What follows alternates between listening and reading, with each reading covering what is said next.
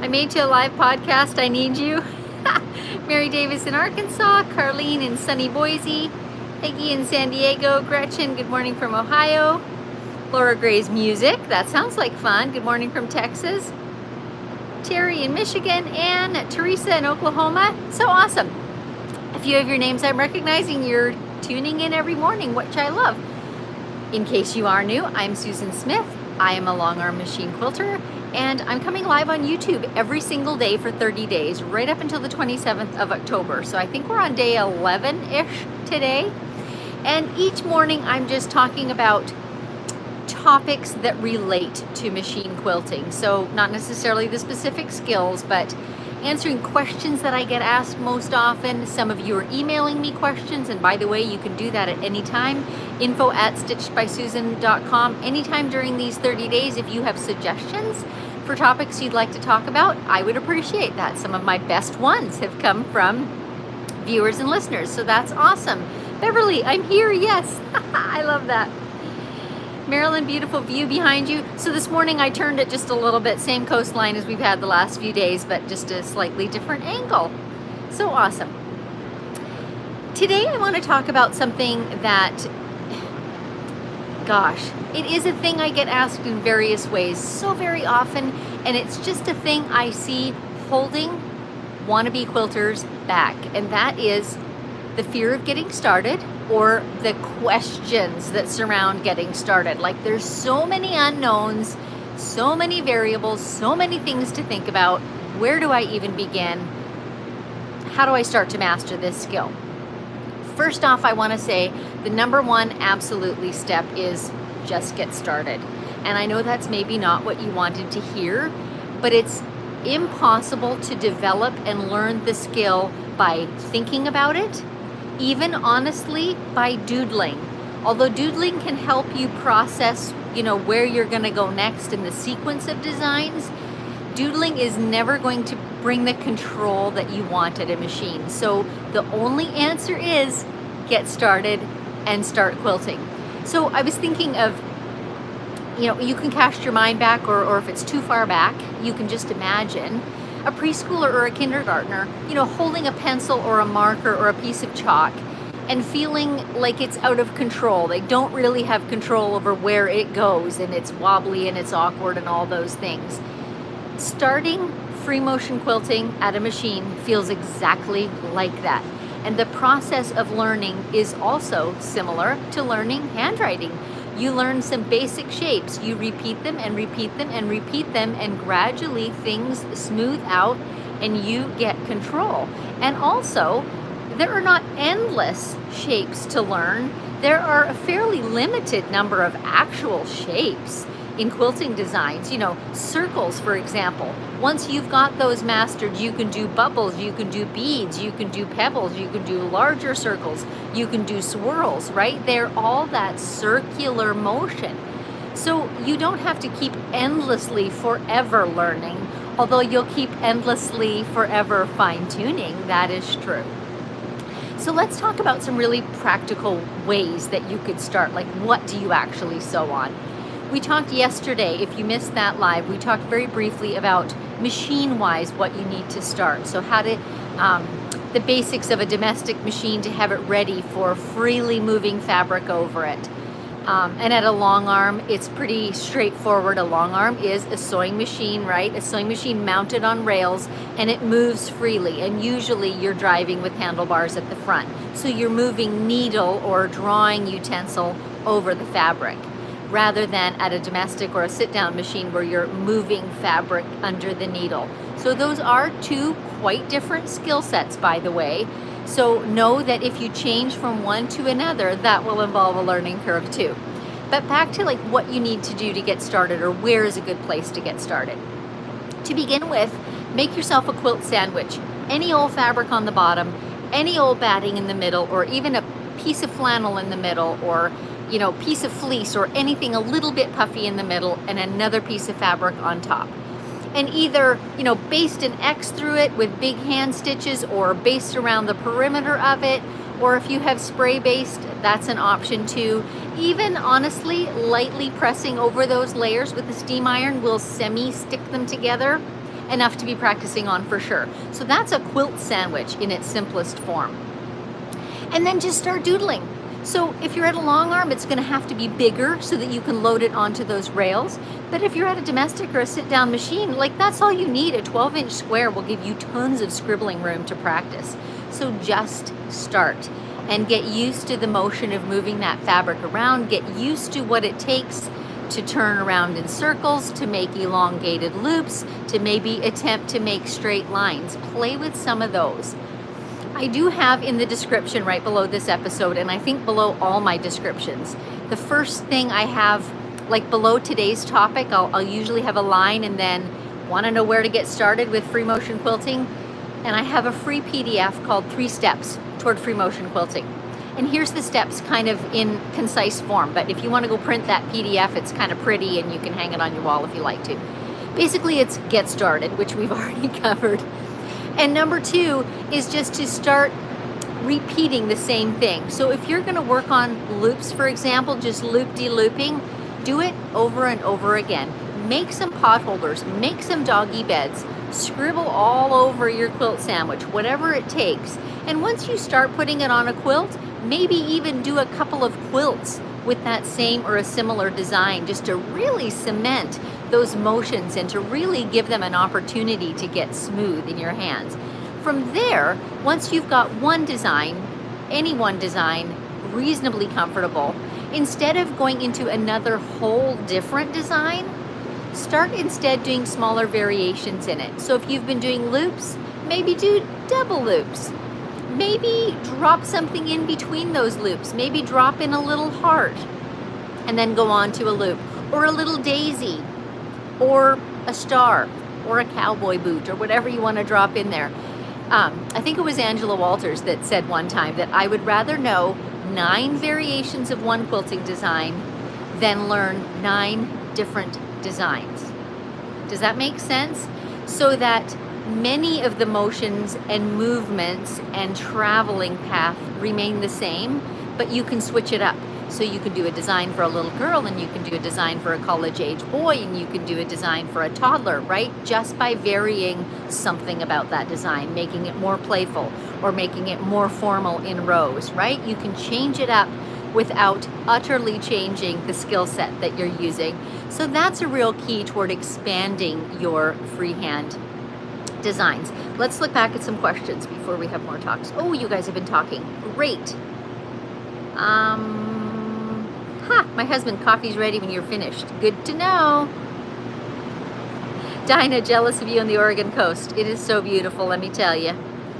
Good morning from Arkansas and Montana and Wisconsin and Missouri and Utah and Houston and Michigan and Illinois. Oh, this is great, but I'm not seeing questions. I'm trying to see if there are any questions.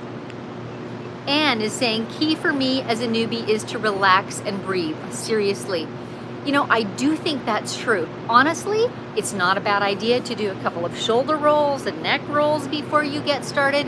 Like, seriously, loosen up. This is not rocket science here. And the more you loosen up and are less tense about it, the better it's going to look.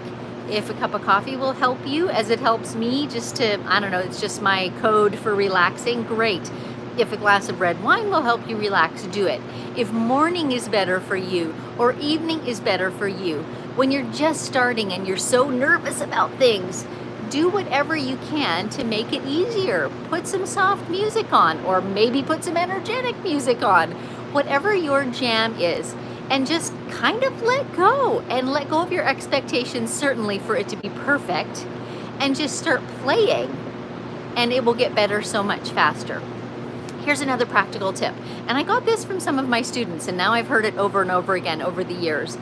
But if you're working particularly at the long arm and you've got a yard expanse of fabric and you've quilted all over it like crazy, but you don't necessarily want to reload, and you certainly don't want to keep wasting fabric, you can actually clap another piece of fabric, just lay it right on the top and keep quilting over it. You can do this at your domestic machine too.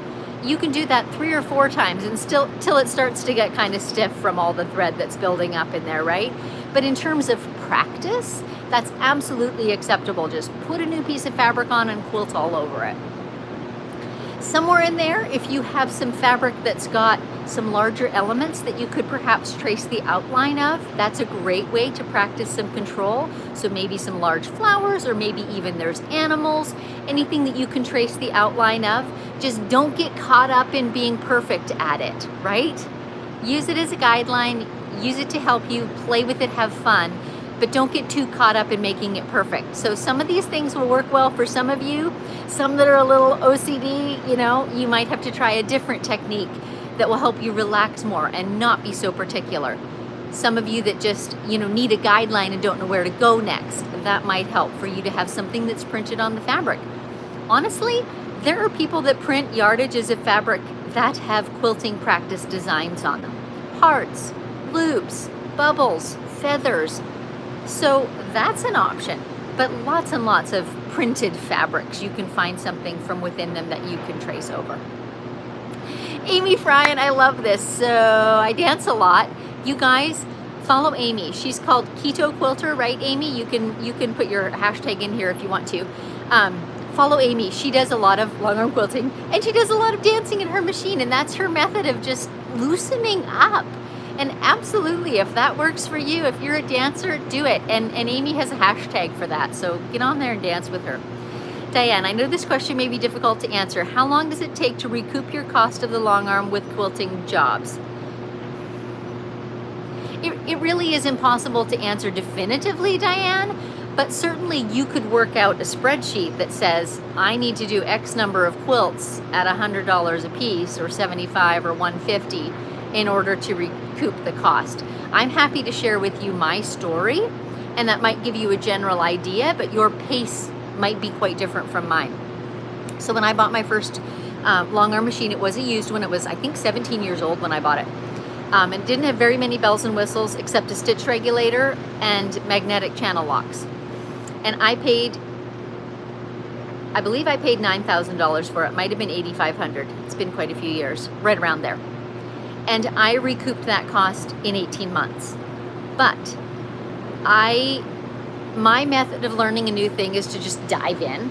So already I had been quilting for people for hire on my domestic machine, so I was reasonably comfortable with a few quilting designs, and I took those few and I started quilting for hire. I think my fourth quilt was a custom quilt for my sister-in-law for a wedding gift, because I just dive in with both feet. That's how I am. And right off the bat, I was quilting a lot of quilts, baby quilts, couch quilts, not necessarily very many custom quilts for people, but just doing a lot of quilting. So I recouped mine in about 18 months' time. Something else to consider though, Diane, especially if you're thinking of moving up in the future, is that currently quilting machines are holding their value very, very well. So that particular machine, by the way, I sold for what I paid for it after 750 quilts. Does that make sense? So I recouped my cost, but then I also was able to sell the machine and reinvest that into my next machine. So just a thought. Amy is chiming in, keto quilts. Yes. M-Fips, I do good for a while and then it's like I forget what I'm doing. There's no shame in pausing and figuring out where you are again, and maybe air tracing it with your finger to figure out, where do I need to go next? What's the next thing that comes?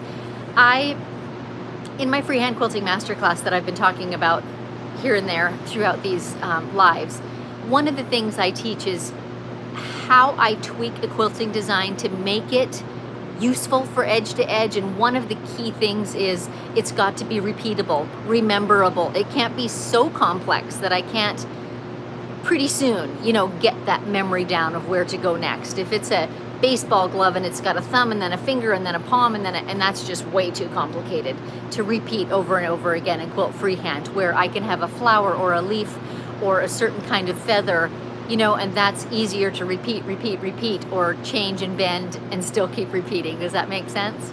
I have another practice tip for you. Lots of quilters will say, doodle, doodle, doodle, doodle. Doodling is your friend. Doodling may be your friend if you're that kind of person. For me, doodling is not necessarily a help. I just doodle long enough to kind of get the thread path in my head, and then I quilt. Quilting is what cements it for me. But if you are a doodler, here's a big tip. Doodle on something large enough and with a utensil big enough, like a dry erase marker or something that makes a bit of a bold line, could be a Sharpie, that you hold the marking utensil and you lift your arm off the paper so that you're not writing with your fingertips, right?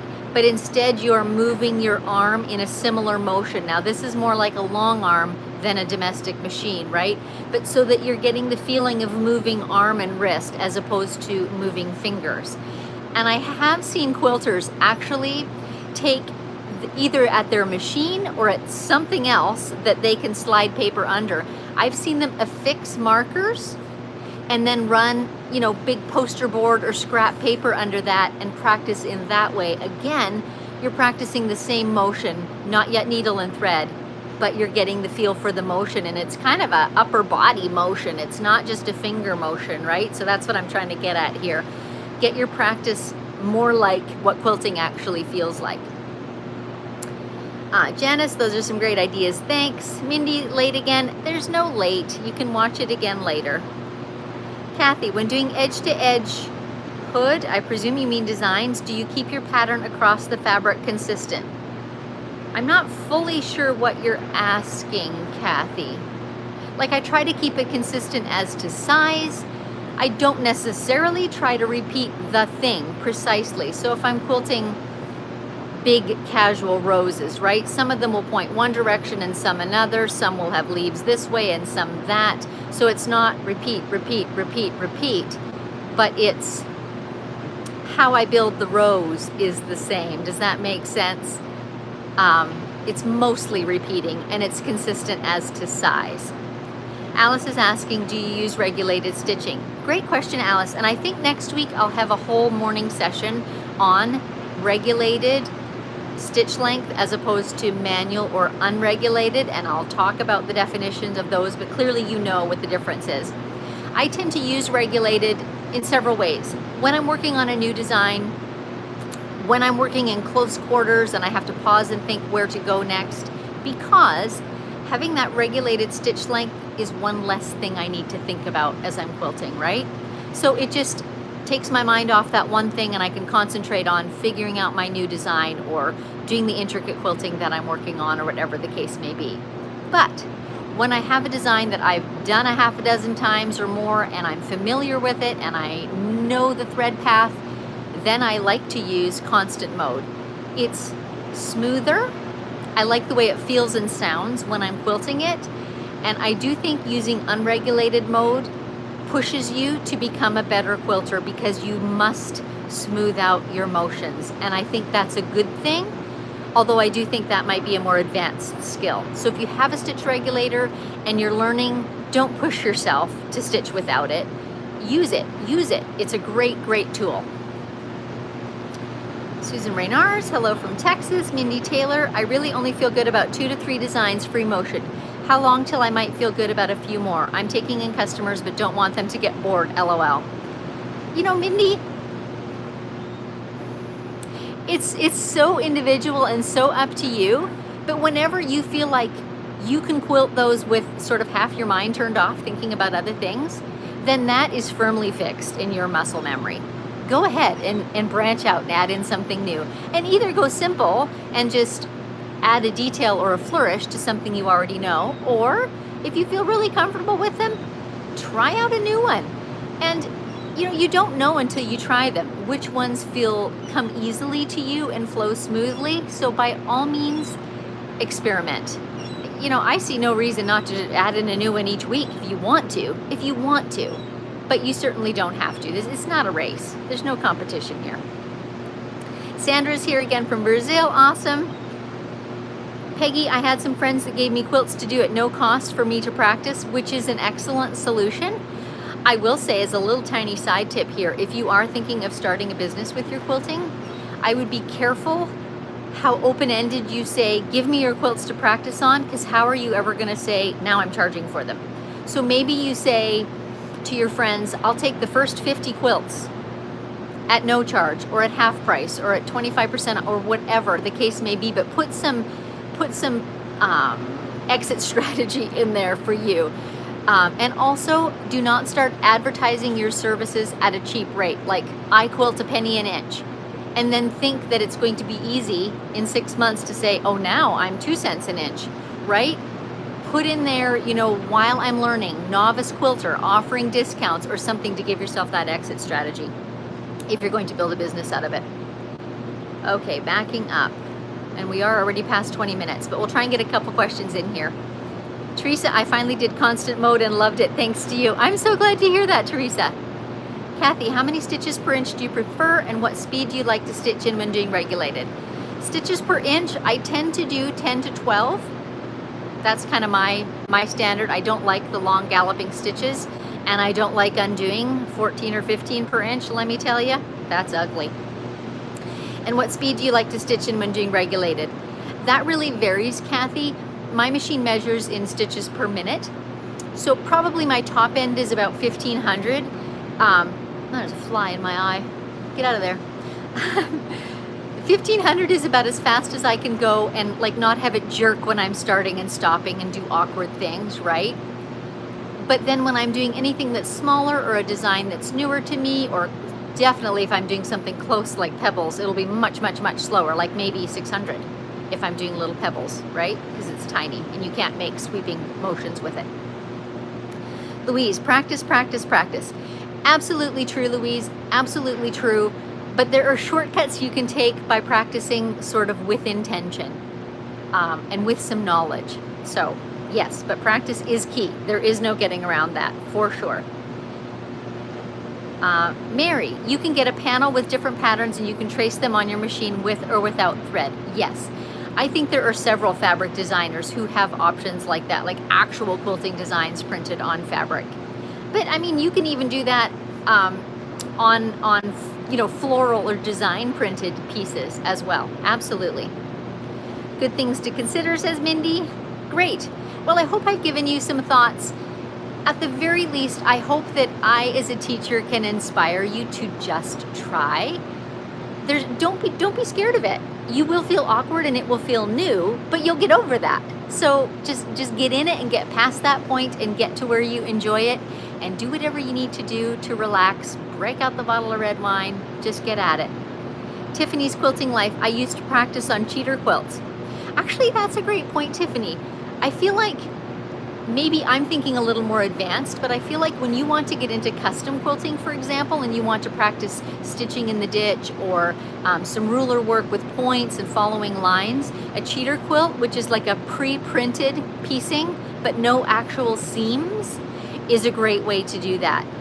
Just because it removes that one factor of having to deal with seam allowances, right?